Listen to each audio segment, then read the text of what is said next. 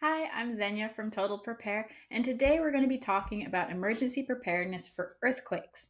Throughout this video, please remember we do offer a free emergency plan template at totalprepare.ca/free-guide. With that said, let's get started. The west coast of Canada sits on the Ring of Fire. This is an area of the world that is known for extensive seismic activity. British Columbia sits on what's known as a locked fault. A locked fault causes pressure to build, meaning that while we don't have frequent strong earthquakes in British Columbia, when that pressure does release, there will be what's known as a megathrust earthquake, also known as the big one by locals. Because of this locked fault, there is a 1 in 3 chance that British Columbia will experience a major earthquake in the next 50 years, and a 1 in 10 chance that we will have a 9.0 magnitude quake or higher in that time. Outside of BC, fault lines run along the rest of Canada as well, but it doesn't sit on the seismically active Ring of Fire. Earthquakes still happen, even damaging ones, but they're not very frequent. So, what are earthquakes? So, the Earth's surface is actually made up of plates, tectonic plates, as they're called, and where those plates meet is our fault lines. The plates can either rub side by side, come together and rise up to form mountains, come together and go downwards to form trenches, or like we have on the west coast of Canada, one can go under and one can go above.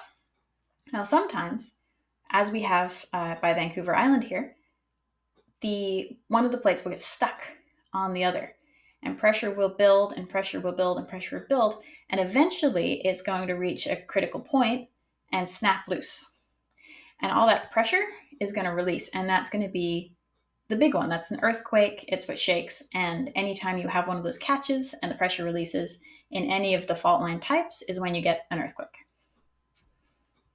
Earthquakes can be so small that only the most sensitive of instruments can detect them.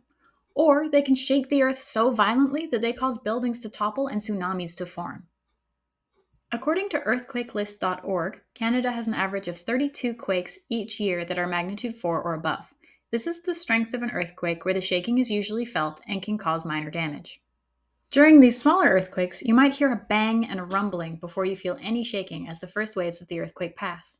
Then the ground will begin to shake and small items around you will rattle or swing. In many cases, that's as far as it goes. Some earthquakes, however, are larger or happen closer to the surface, making them more dangerous. In these quakes, shaking can be so violent that it is difficult to stay standing, and the shaking can go on for several minutes. Furniture topples, cupboards may be thrown open and spill their contents, and windows might break. Brick and stone structures may crack, break, or shed loose bricks. Many areas have emergency warning alerts that will be sent to your smartphone in advance of an incoming tremor. These can allow enough warning to get away from windows, turn off cooktops, or get under something heavy. It's important to secure heavy and breakable items in your home and workplace to prevent them from becoming hazards during an earthquake. Consider using earthquake straps for bookshelves, water heaters, and other heavy objects. Underground infrastructure like pipes can rupture during an earthquake, causing floods and gas leaks. Falling or damaged power lines and electronics can also start fires or make areas difficult or dangerous to pass through. Roadways and transport lines can be damaged, making it difficult for emergency vehicles to reach people in need and for people in dangerous areas to evacuate. Power outages are common after earthquakes and can be long-lasting as staff and access might be limited. What to do during an earthquake? If the earth starts shaking, drop to the ground, cover your head and neck with your hand, and hold on to something secure like a desk or a table. Once the shaking is stopped, count loudly to 60 to alert others to where you are and to make sure that you are still secure during the most likely time for an aftershock.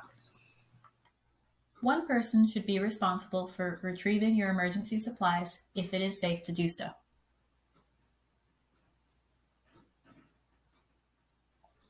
Others should be designated to retrieve pets and children.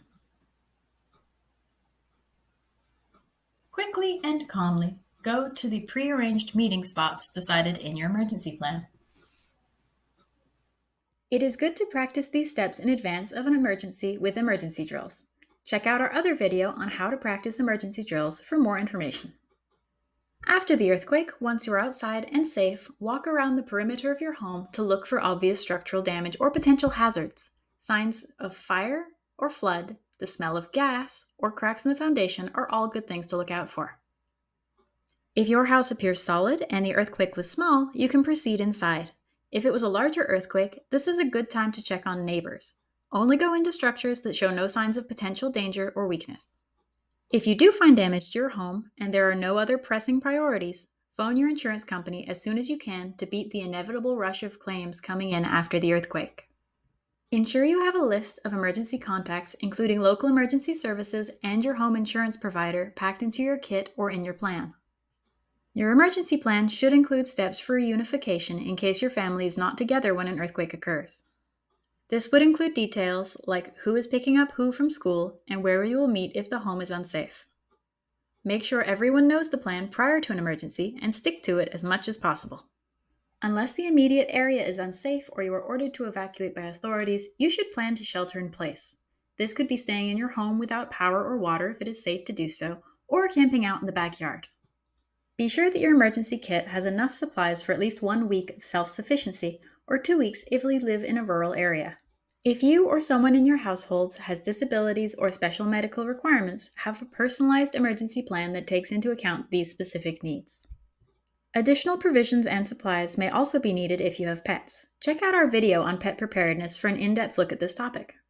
Emergency plans and kits should be regularly updated to ensure they are current and effective in keeping you and your loved ones safe. Checking both annually is prudent. We hope you enjoyed this video. If you have any lingering questions about earthquakes, please do let us know in the comments. We want to make sure that we answer all of your questions. Remember, if you need additional resources, we do offer a totally free emergency plan template at totalprepare.ca/free-guide. Thank you for watching, and let this be a reminder to be prepared, not scared.